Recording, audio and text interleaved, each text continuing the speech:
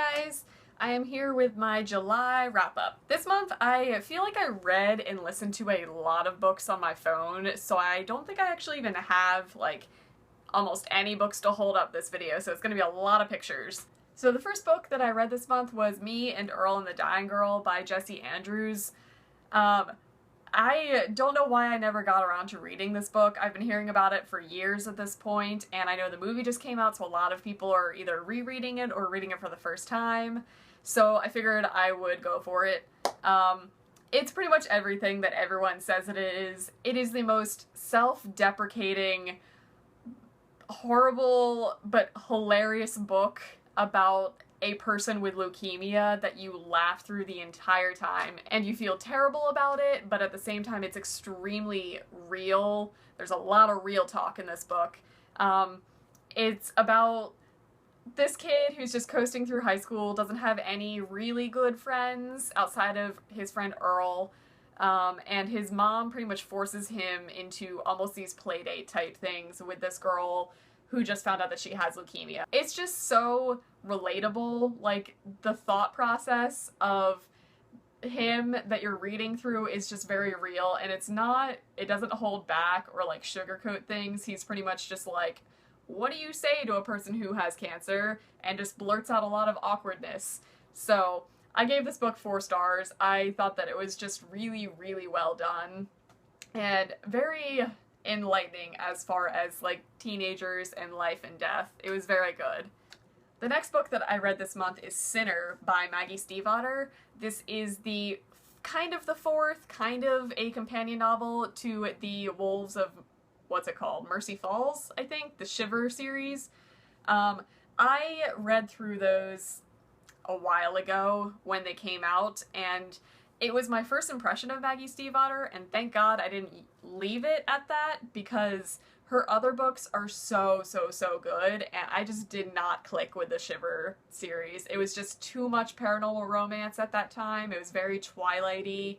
So I'm kind of glad that I actually waited to read Sinner until now, like a couple years later, because I really enjoyed it. It was actually really well written, I think, comparatively to her first books.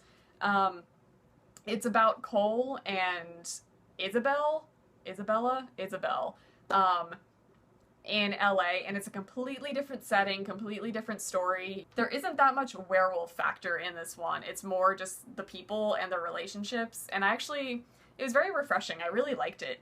I gave that 4 stars. The next book that I listened to was Trigger Warning by Neil Gaiman, which is a collection of short stories, and I will read anything by Neil Gaiman. He is just one of the greats, and I liked it.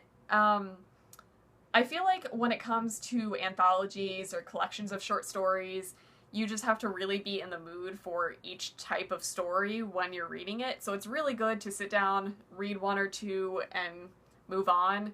I listened to it, so I just kind of listened straight through it, and there were definitely some stories that really stuck out to me and that I really enjoyed, and other ones that I probably couldn't even tell you half of what happened because I zoned out through it. I gave it 4 stars just because the ones that I really liked, I really liked.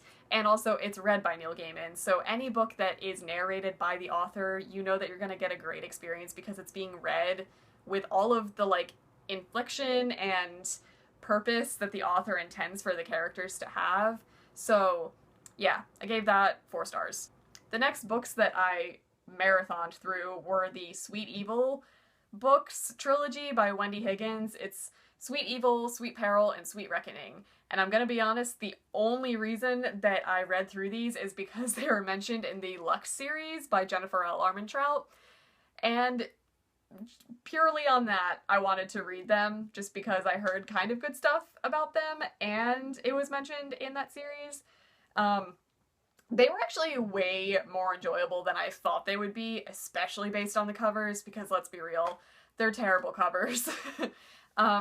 It's a trilogy based on kind of fallen angels, which I thought was done to death at the time when it came out, so I didn't really think to pick it up, but I really liked the concept that there are dukes in the world that represent each of the sins and all of their children that they have with human wives inherit kind of their traits, and their entire destiny is to fulfill whatever sin that the Duke represents and just put it on all the people. So of course the male romantic figure is the son of lust. I don't know, I just really enjoyed the characters. I laughed a lot through the whole series. It kept me entertained.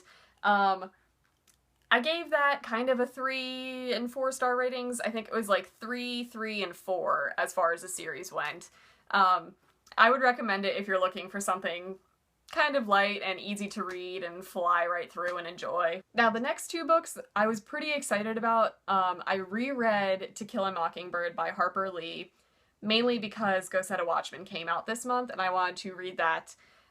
Rereading To Kill a Mockingbird, I feel like every time you reread a classic or something that you had to read in high school or something that was kind of forced on you, you always have a better experience when you go into it on your own self-control and time period, and I don't know, you just get a lot more out of it when you can take it at your own pace and absorb it how you will.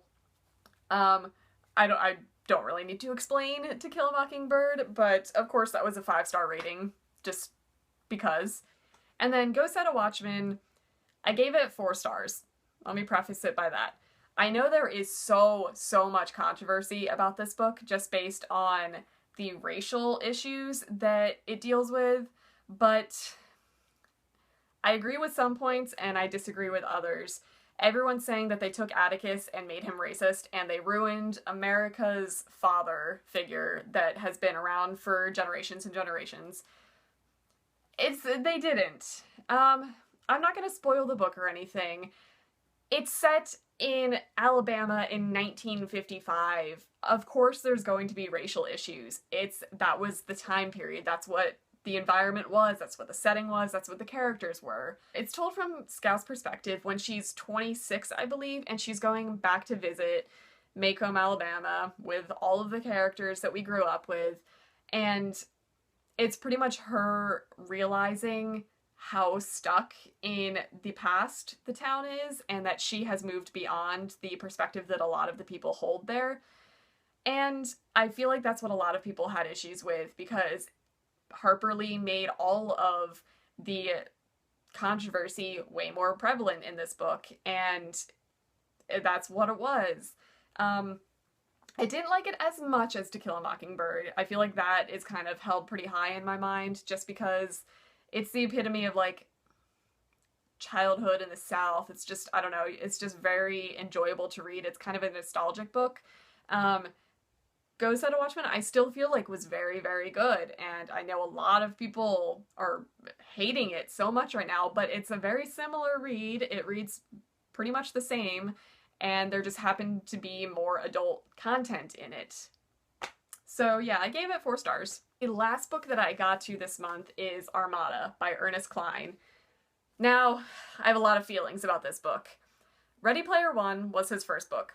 Loved that book. That will always be in one of my, like, top 5 books. That book is about 80s pop culture references and arcade games, and it's just a nerd's heaven in a book, basically. So I'm gonna pretty much read anything that Ernest Cline writes at this point, and as soon as I heard about this book coming out, I was pretty pumped because it's very, very similar in that there is a ton of pop culture and nerdy references in it, but where Ready Player One was like 80s arcade games, this is more space MMO type games, which I've also played and can appreciate a lot of the lingo and just the interactions that happen in this book.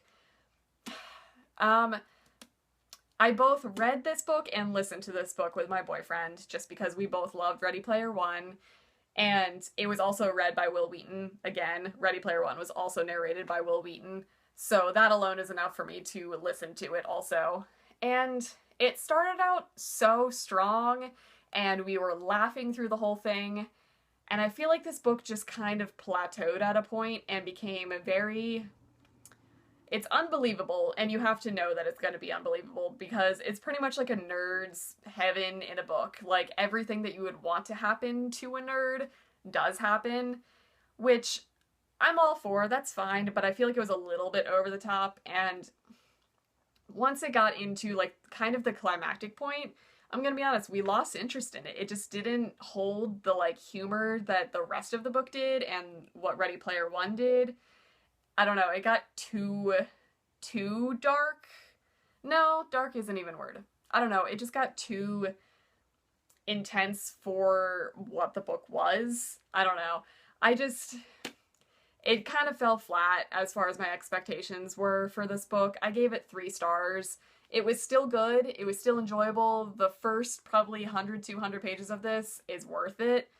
But I'm kind of excited to see what else he comes out with. I'm hoping that he follows the trend of writing books with a ton of references that everybody can relate to and get.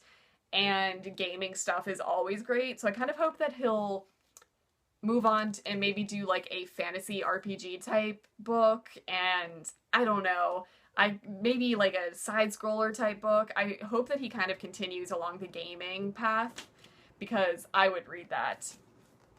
So yeah, those were my thoughts on this book. It was only a 3-star book, unfortunately. And that's all that I got to this month. I believe that's 9 books. So still not too shabby, still pretty much where I need to be on my reading challenge. So yeah, I will see you guys in my next video. Bye.